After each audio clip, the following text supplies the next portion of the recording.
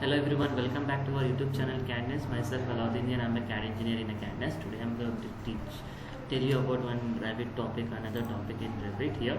So let us see this one ramp.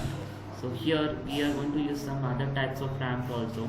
So in previous class also I have taught you this one like how to create a ramp. So here I'm going to create by using different types here. So let it be, I've taken a ramp here. So if I click on a ramp now, so we have to enter the width of the ramp here.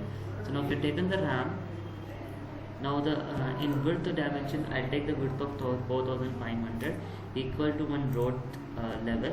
So I'll click on this.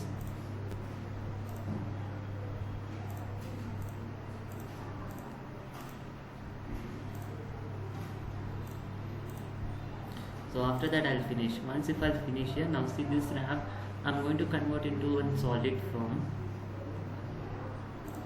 So now I'll just click on a 3D. If you click here, now you can go to edit type.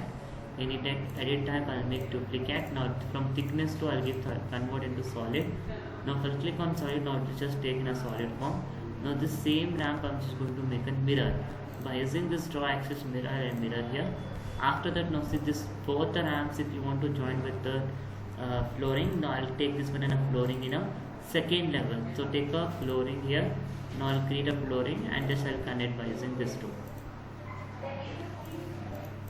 After that I'll finish here. Now if you want to give any